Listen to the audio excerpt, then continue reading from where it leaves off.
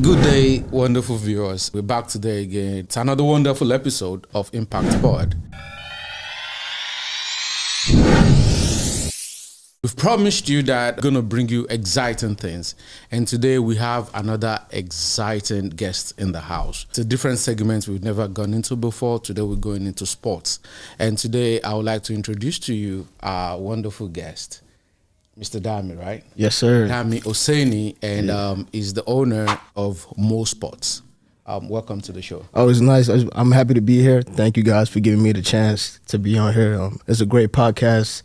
I watched the last episode and which got me interested. And so I thank you guys so much for giving me the chance. Thank you very much. Thank you very much. Yeah. So let's go straight into the business of the day. Yes. Mo Sports. Yes. What do you do? What's the name all about? What's the brand? So to get a brief introduction about myself, so I started Mo Sports in 2021 after my freshman year of college. During that time, it was not exactly the way I wanted it to be. I never knew I was going to start Mo Sports. So it was just like something that I drew an idea about. Then I was in my room in school. Then one of my friends came up to me, like, he was just going through my stuff. And he was like, I saw something about Mo Sports on your table. Like, what is that about? Then, luckily enough, they gave this idea to me to book a gym and bring basketball players to the gym. Oh. So we did that. I booked the gym. Basically, that time it was like, you just want to start something. You never know what direction you're going to take. Oh, there was no blueprint. There was no blueprint. It was just like, if I do this, let's see where it takes me. And I did it. The turnout was successful. We had about 30 basketball players in the gym. Oh. So now those basketball players are who I'm working with right now. And some of them are playing like in the top colleges in the United States right now. Some of them are professional basketball players. Working with a professional football player at this point. You don't want to give us names? I'll give you a name. One of my guys, Lawal Ugwak. Okay. He plays for the Montreal Alouettes. He just won the Grey Cup. So the Grey Cup in Canada, it's like the Super Bowl. Okay. Yeah, so he won like the Grey Cup his rookie year. Okay. So he has some big news coming up, some NFL workouts. So I have two guys that in the NFL draft right now that I'm working with. One of them is also a Nigerian, Yemi Ward.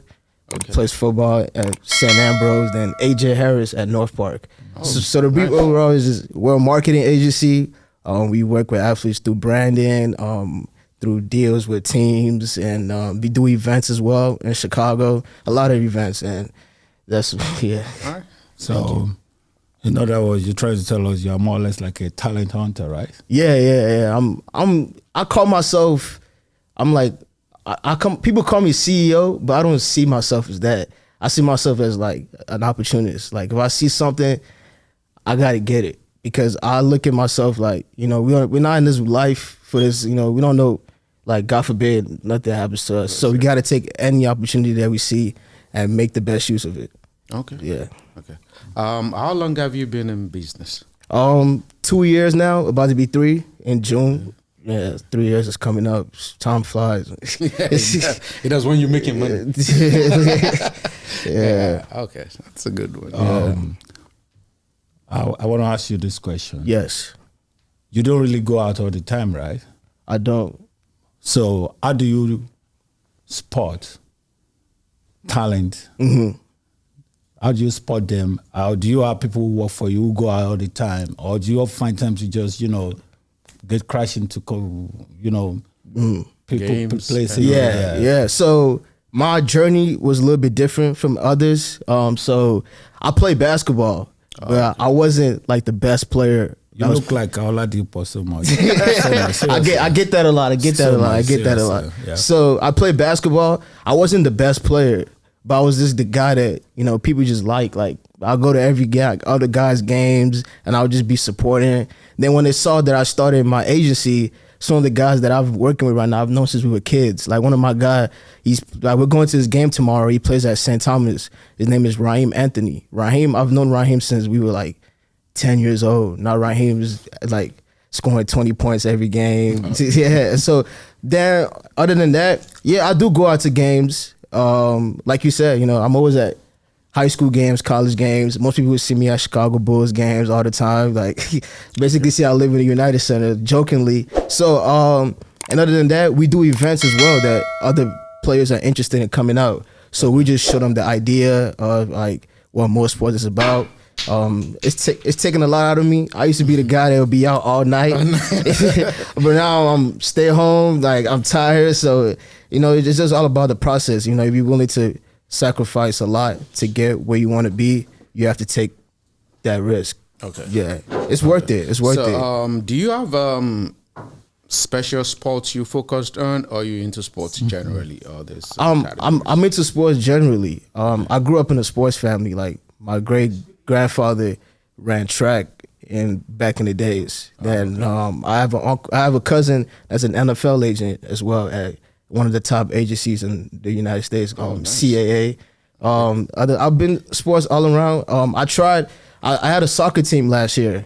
Okay. But it didn't work out the way I wanted it to work out. To have a team, you have to have an organizational structure. Yes. And that I did not know nothing about. I just thought I was going to get into it. We're going to have a team, have fun. It was Most Sports FC. We played in the UPSL. Oh, okay. But yeah, we won one game. It was another Nigerian team we beat, Galacticos.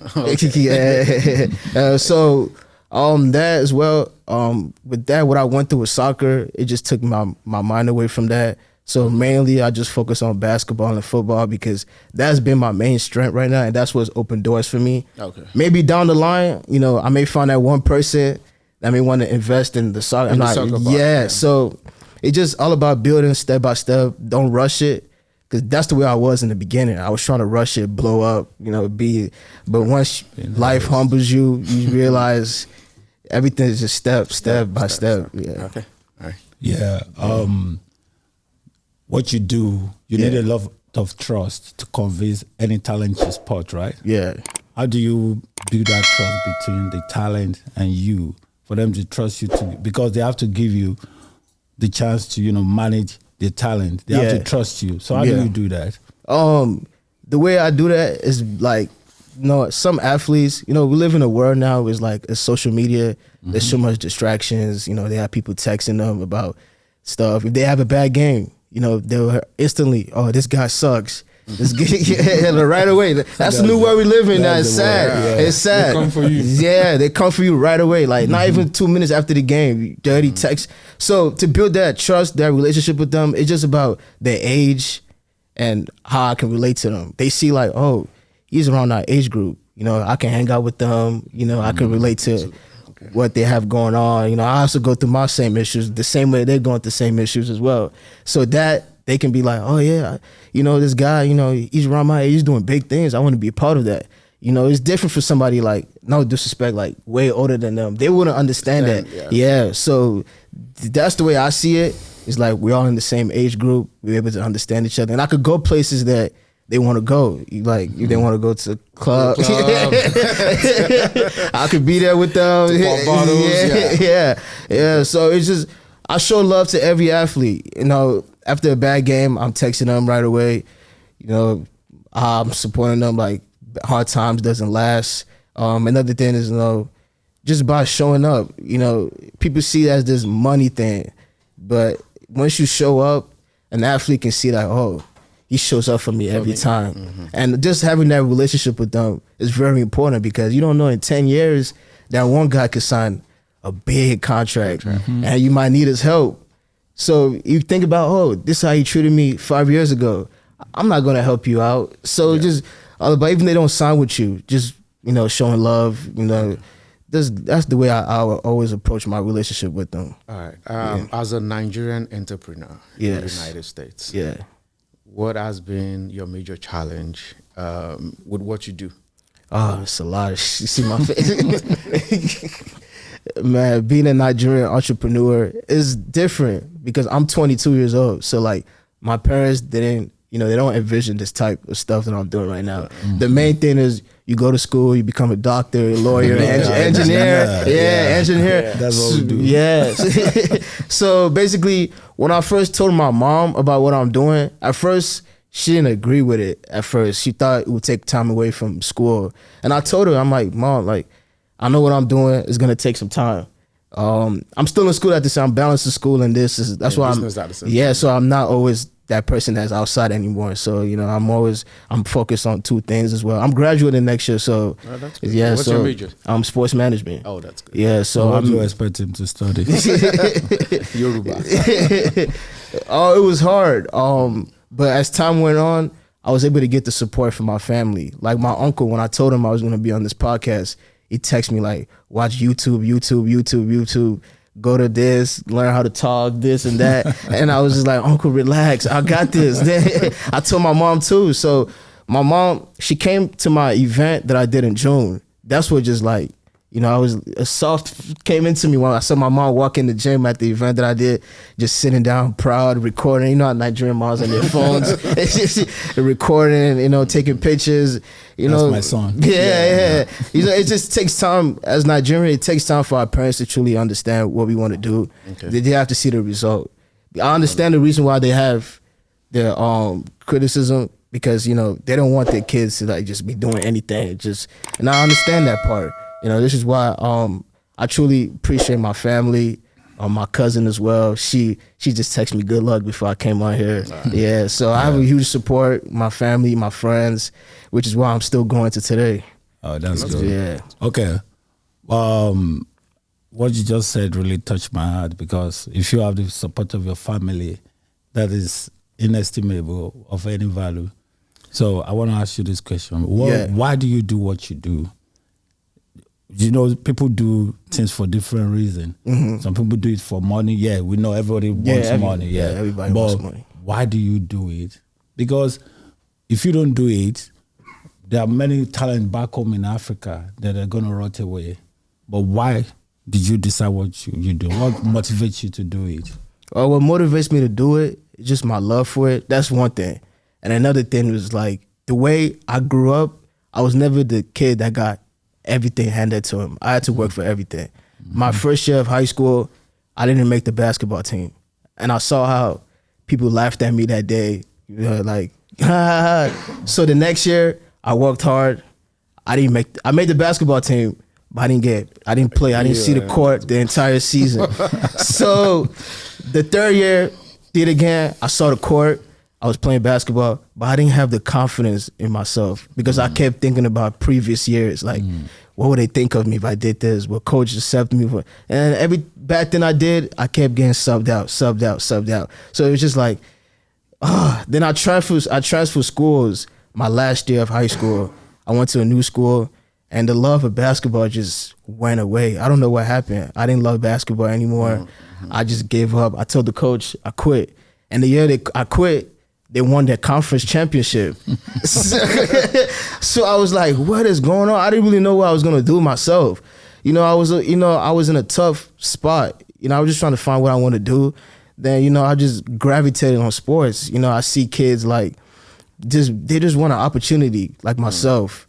I've seen guys that play basketball right now that once they're done with basketball, they're back home. They don't know any ideas. They don't have any plans. So I just want to show everybody, like, look at me. Like, I'm not the biggest guy on the court. I'm not the biggest. Like, when I'm working with my athletes, I'm the smallest guy in the room. Like, I'm working with guys that's 6. You know what? By what you said, I'm not surprised. Because I want to ask you this question. Yes. In the sports management world, who do you look up to? Because you say you're not the biggest guy. Yes. I know of a guy, he's a multi-millionaire, Rich Paul. Yes. He's a small. That's me. I met him. I met him 2 weeks ago. Oh, really? Where with the same height. I was just. That's what I'm saying. I shook his hand. I was like, Rich Paul shook my hand. Like,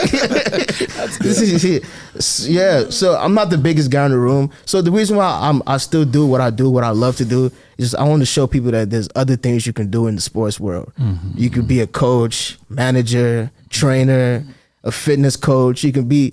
There's so many things you can do. Like if you have an athlete with you, people just want to stay back. Like, oh, my friend is a basketball player. He's going to give me money and stuff. There's so much stuff. You can be the guy that's carrying his bags to the gym. You can be the guy that's taking care of his shoes. Like, I could make, there's a lot of things. Yeah, like a musician. Like, you know, a music artist is going to want a guy that's make sure they book the studio time right away because their life generates on a lot. So there's so much stuff you can do. I just want to be that example. Like, you can be anything in this industry. Then just putting the ball up or shooting the ball in the net or being a guy that's throwing the ball. There's other things you can do. General manager, president of a team, all that stuff, But down the line, go to Nigeria and I want to run the basketball federation. Yeah. Oh, that's a good ambition. That's the long term. That's the long term. No, it will. It's sure to come to. Don't worry. When you're ready, we'll follow you. I got you. That's a good ambition. Yeah, okay, so now as an entrepreneur, yes, what advice do you have for people coming up looking to do what you're doing or get into any other kind of business? Mm-hmm. What advice would you have for them? Don't give up. Just, when I started my business, it was a lot of outside noises. Surround yourself with people that genuinely want you to be great. Don't be around a lot of people, because that's the mistake that I did when I first started. When you surround yourself with a lot of people, that's when you start hearing noises. Like, they distract you from the ultimate goal. We see it all the time. Like I said, we live in a social media world now where things is like, when people see something that I post, they're right away, why do you post this guy? Like, he's not gonna bring you any money. But they don't understand the reason why I do that. They don't know all that stuff. Don't listen to others. If you feel like this is what's right for you, go for it. Because at the end of the day, you'll be the one to, you be the one to benefit from the work that you put in, not them. They just want to be the guys that's, I knew him. I just be the outside. So don't give up. Surround yourself with genuine people. Just, stay motivated. Don't let outside noise distract you from everything. It's a lot of distractions in today's world. And always look to learn from people that have done it in the past. Learn from people, like he said, we don't celebrate our legends, and that's the reason why a lot of youth in Nigeria don't have any motivation. Because I was even going to go to that, from the Nigerian community out here. Do you receive any support? Oh, a lot. In anything? A lot. That's the reason I love what I do. Like, everybody supports what I'm doing, the Nigerian community, which is, I'm surprised. Like, me, what do you guys see in me that you support me so much? And I thank God, it's about to be 3 years now. Nobody thought I'll make it to 3 years in this. Like, they just thought, he's just another young kid that wants to do something that might give up. It's typical for somebody like my age to, so this is all love. All right. Yeah. Okay. Lastly, I want to ask you this question. Where do you see more sport in the next 5-10 years? Oh, I see more sports in the NFL, NBA market in the next 5 to 10 years. I see us just doing great things. Are you sure you're gonna remember today? Remember us? Of course, man. I never forget the people that have helped me along the way. People that like you guys. I love what you guys are doing. If I didn't see what you guys did, I wouldn't have hit up O'Larry about getting on the podcast. So it's just about supporting the Nigerian community. A lot of people, most sports is just.